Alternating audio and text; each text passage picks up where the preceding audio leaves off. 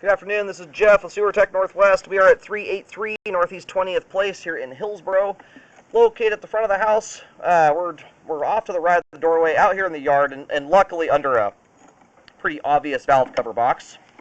Got a big 4-inch ABS cleanout. Now I just looked through that foundation vent right there. It's very, very easy to see the sewer pipe. It's bonehead obvious. It comes out straight in line with this one. I just did some probing here, and I was a little nervous about this when I first saw the listing photos for this house. This concrete to the right of the door and to the left of it, there's a good chance it may have been done after the fact. It might have been done from the get-go, but that often will end up covering up an exterior cleanout. So anyway, I did do some probing through the dirt over here. I'm hitting a couple little, old tree roots and things like that from a tree that's been cut down, rose bushes, whatever. But I have not been able to see a cleanout. The significance of that is the cleanout that's out here is a directional style cleanout. It doesn't allow you to go backwards.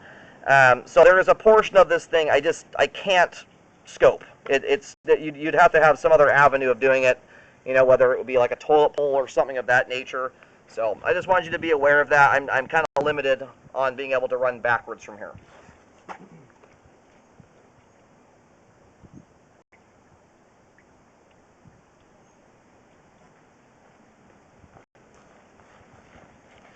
And we'll see what the base of the drop here looks like. Every now and then, if you get just a properly set up turn, I can sometimes make the camera go backwards. This is not looking like one of those, though. I can't actually even see down to the bottom of the pipe. Those are about the only time I can ever pull that off, is if I can actually see the water flowing from all the way up here. The sweep is just too hard on it. So anyway, dropping in here, we're going to zero out, checking the overall condition, serviceability of the sanitary sewer line. Run. Off we go here. We do have some level of standing water there, and it looks like we're still in some. I do have a garden hose putting a fair amount of water down the line at the moment, so we'll have to see how this all drains out here at the end. Standing water can be exaggerated quite a bit by running water. Can't tell if we just got into a whole bunch of grease buildup there. That's kind of what that's looking like.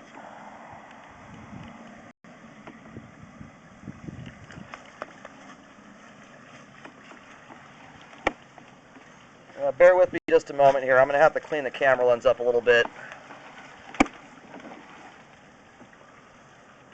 Oh, never mind. I got it off of there.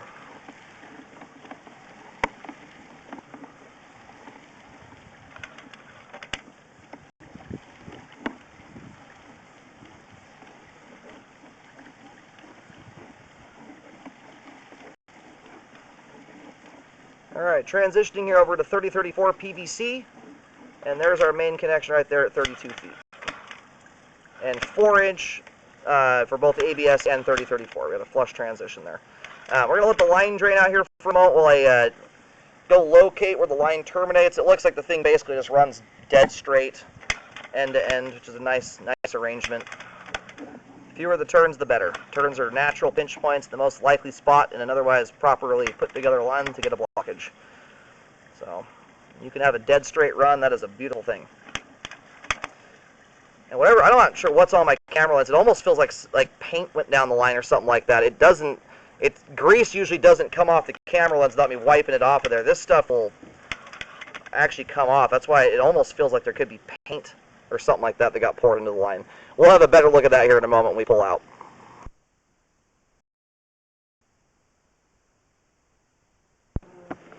Alright, located the camera head, and yes, it does indeed just run straight out.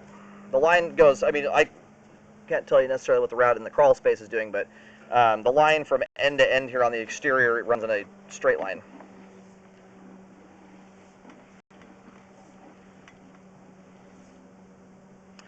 Transition joint there looks good, as does the green PVC, the 3034. Anyway, depending on what we've got back in here, I may recommend some cleaning on the lines. Whatever substance is in here, it could be grease, but I've been doing this 13 years. The way that looked and gunked up the camera lens looked a little bit more like something else. And during sales and stuff like that, it's not uncommon for painting and stuff to get done. Some painters and whatnot will pour it down the line. In fact, you've got some weird white splotches at the top of the pipe there that kind of do indeed look like paint. I'm not entirely sure what would have caused anything else to get up to the top of the line like that and stay that way. So you do have some standing water here. It's extremely minor, and I think honestly there was, oh, it's definitely paint. My camera's coming out just completely white. The concern with paint too is, I mean, you could, you know, it gunks my lens up, but it also just, it builds up in the line. It acts to some extent like grease. It's a thicker substance, and I don't know if it's hardened up anywhere. In areas like this where you've got water going through all the time, it has a pretty hard time doing that. It's just not something you really want going down your line ideally. So I'm going to recommend cleaning on the line. We still have a functioning sewer line here, but I would recommend getting the paint out of there. You've got some standing water here. This belly is very, very minor. You can see how it looks now that the line's fully drained. Very different animal. And I think we also had a bunch of that stuff built up in the belly there. Any improper stuff going down your line, whether it's cooking oil, grease, paint, caulk, any of that stuff. I've seen people put grout down sewer lines. If you have any amount of standing water at all, whether it be minor or significant, that's where it's going to hang up. And we first plowed through there. My camera was pushing through all kinds of stuff. So this drained out very nicely. This is a very, very minor belly. So it starts, I'm going to re-zero my foot counter out here.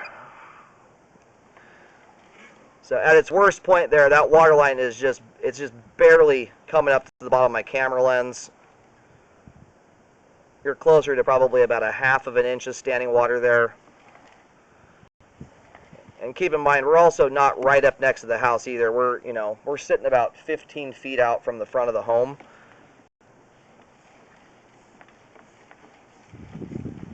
And the further out a belly gets, the least likely it is to cause an issue. And this is a belly that's on the minor end of things to begin with. So you've certainly got grease built up in there, and you've also got some paint. You can see how it's constricting the flow line down. So when you remove that junk, you will actually lessen the amount of standing water to you, because right now part of the flow line is being occupied by grease and what looks like some paint. This is nowhere near significant enough to warrant digging this thing up. This line is very, very deep. You're probably 8 to 9 feet deep here at the clean out. For a belly of that size, that is just silly to go and dig up and repair. The only thing you're going to see consistently hanging up in a belly that minor is improper stuff going down the line, and or gigantic balls of toilet paper, both of which should not go down your line. Toilet paper is designed to be folded, not balled up like a softball. So that's the stuff that would have a little bit harder time making it through a belly like this, but for reference, I don't even consider repairs on bellies until there's at least 1 inch of standing water. Even at that point, in a 4-inch plastic, nice smooth sewer pipe, it still is hugely up to the homeowner as to whether it ever manifests itself. And by that, I mean abusing the line. So this belly is so tiny, and the dimensions of it almost keep changing every time I go through here. I think part of that is we've got some substance in the flow line that's causing some of that water to stand where it otherwise wouldn't. It tapers off to such a minor amount here, it's hard to tell exactly where this thing stops.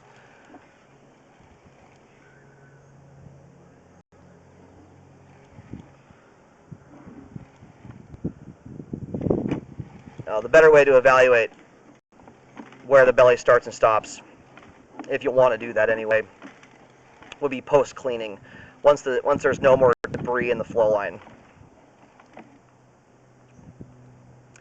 We've got water coming all the way out at this point, though. We've also got paint in the line. It's not the normal environment. Anyway, the standing water here, by and large, looks like it might persist as far out as about 15 feet. But right now, it's very difficult to assess that. Paint will cause water to stick and stand in places where there's no gradation issues at all. Most of your standing water, I mean, the part that I could even call, I mean, the more significant part of the belly, none of this belly is significant at all, is about the first 5 to 6 feet of it.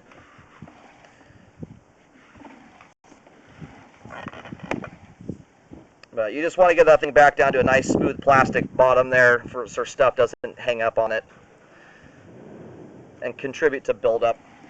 So everything we just scoped there, all the way out to the street, all of it is intact, in good condition. Again, very minor settling. None of that is repair worthy by a long shot, in my opinion. Again, the only stuff that will, in a normal scenario, paint going down the line, I would not put in the normal category. Cooking oil and grease. If you're dumping cooking oil and grease down the line, that stuff will build up whether it hits 30/2 of an inch of standing water or 3 inches.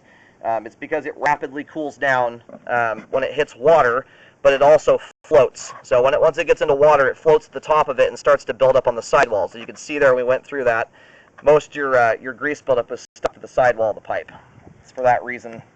So if grease and cooking oil and stuff like that isn't going down the line, you have just a incredibly minor belly that's not going to do a darn thing. So sewer line is functioning properly at this time throughout the entire length of pipe we just scoped there. I wish I could go backwards. You'd have to find a different avenue to do that. Either pull a toilet, something of that nature. Being that I'm not seeing any obvious signs of stuff, we don't have a belly the belly starts just beyond the clean out. It does not start directly at the base of it. So if I drop to the bottom of the clean out, especially when the line has no water going through it yet, and I drop directly into an inch or so of standing water, you can just about guarantee that belly starts prior to the clean out. In this case, the standing water starts after you get into the clean out and move through it. Maybe 6 inches or so is where the standing water begins. So anyway, from that standpoint, I don't see any obvious signs of a belly necessarily going back towards the house. That's about the only thing I would be able to surmise just dropping in that way. So sewer line's functioning properly at this time. The other thing you could potentially do is try and pull records, pull a permit or something like that to see a diagram of what exactly was updated here, if it was just updated from this point out or if they took that update all the way back to the house. That's the thing I don't know. But everything from this point out to the main is functioning and doing its job. A belly that tiny, especially considering the depth that this line is not terribly surprising at all. You've got probably 8-9 feet of soil on top of this thing. So that's not a belly I'd go beating up any installer over. It's insanely small. And you should have an improved scenario after the line is cleaned. Right now, part of the line is being occupied by grease, which is constricting the flow line down. So generally speaking, once you remove that, it allows the water to spread out a little bit more, and generally the depth of water goes down even more so. Even as it sits at the worst point we had there, we only had about a 1/2 inch of water, but my camera's also, as it goes through there, scraping paint off the bottom of the pipe and pushing it in front of the camera, which is also damming the pipe up. That's why I say it's hard to know the exact dimensions of this belly until it's cleaned out. Either way, it's a minor belly.